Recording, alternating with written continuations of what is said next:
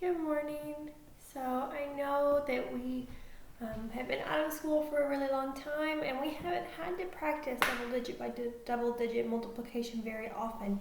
So please remember to be practicing your multiplication facts. Listen to multiplication mashup. Skip count with your siblings or your parents or on your own. Make flashcards for yourself. You will still need to know all of your multiplication facts for 5th grade when you get there. So today, though, I want to just review double digit by double digit multiplication with you so that we can kind of remember how to do both methods. We're going to do the standard logarithm and we're going to do the box method. When you're at home, just like at school, I don't care which method you use as long as you're getting the answers correct and as long as you understand it. So we're going to start with the box method.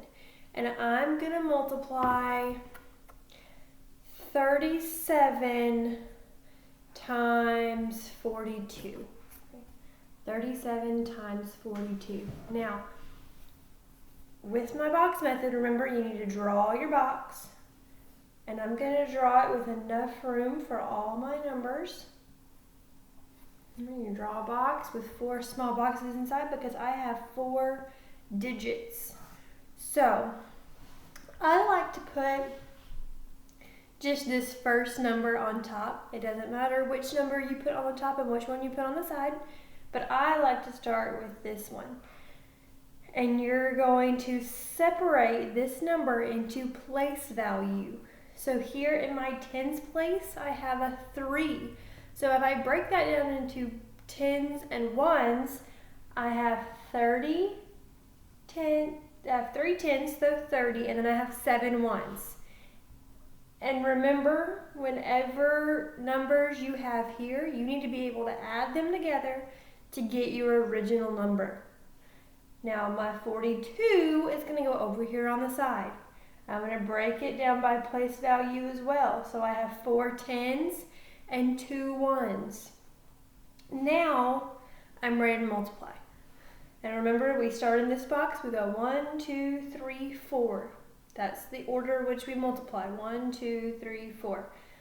You're going to get the same answer if you multiply your boxes in a different order than that, but just for the sake of keeping track and staying where we're supposed to be and not getting confused, we're going to multiply in that order. So when we're multiplying tens, you know that we can just multiply the first number like it's in ones place, as long as we remember to add those zeros afterwards. So 4 times 3 is 12, and then I have 2 zeros, so I'm going to add 2 zeros behind it. So 40 times 30 is 1200. Now I'm going to multiply 40 times 7. Now the easy thing to do here, just like we did with the 30 and 40, is just multiply 4 times 7, because you know what 4 times 7 is. It's 28, and then we have 1 0 over here. We don't have a 0 behind the 7, but we still have to add the 0 from the 40. So 40 times 7 is 280. Now I can move down to my bottom box. 2 times 30, we can just say 2 times 3, because that's easier. 2 times 3 is 6. And do I have a 0 with either of these numbers? Yes, with my 30, so I have to add a 0 to the back. So 2 times 30 is 60. Now I can multiply for my last box. 2 times 7 is 14. Now I have all my boxes. Everything's multiplied. I don't have to multiply anything else the rest of this problem. But I only have partial products. Okay, I have multiplied and gotten products, right? Because when you multiply 2 numbers, the answer is a product. But I just have parts of the total product. So I have to add them together. And I'm going to add 1200 plus 280 plus 60 plus 14. 0 and 0 and 0 and 4 is just 4. 0 plus 8 is just 8. Plus 6 is 14. Plus 1 is 15. Write my 5, carry my 1. And then we have 2 plus 2 is 4. Plus 1 is 5. And then we just have 1. So our answer is 1,554. That is a lot of steps. I know we have practiced this so many times. I thought that you just needed a review. Now we're going to do standard logarithm with the same numbers. So standard logarithm, you don't draw a box. We just write the numbers on top of each other. So we have 42 and 37, like this. And we're going to start with this ones place, with the 7. And we're going to multiply 7 times 2 first. You just go straight up. 7 times 2 is 14. So I write a 4. And my 4 goes in the ones place at the bottom because I'm multiplying with the ones place. And I carry a 1. Now, I'm not going to multiply with this 1. I'm going to add it in later. 7 times 4 is 28, but I can't forget this 1 that I have to add in. So it's 29. So 7 times 42 is 294. I'm going to erase that 1 because I don't need it anymore.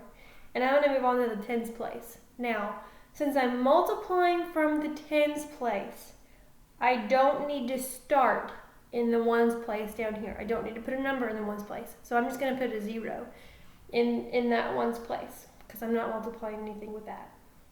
3 times 2 is 6. Or we could say 30 times 2 is 60. And we could see where we get that 60. And then 3 times 4 is 12. Now I'm done. And I can multiply and add those together. So 4 plus 0 is 4. 9 plus 6 is 15. Carry my 1. 2 plus 2 is 4. Plus 1 is 5. Bring down the 1. And my answer is 1,554. I get the exact same answer. Neither one of them, I don't think either of them is easier than the other or more complicated than the other. Both of them have things that we have to remember to do. Both of them have steps that we have to take.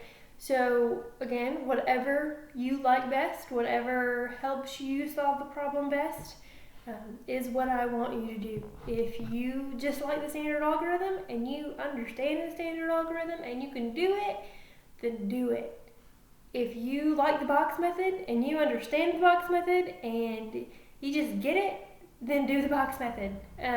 I just want you to be able to complete your multiplication problems as easy as possible and with the least amount of stress as possible. So if you need anything else, if you need another review on multiplication, just let me know, have your parents let me know, and we will do it again. I will see you guys later.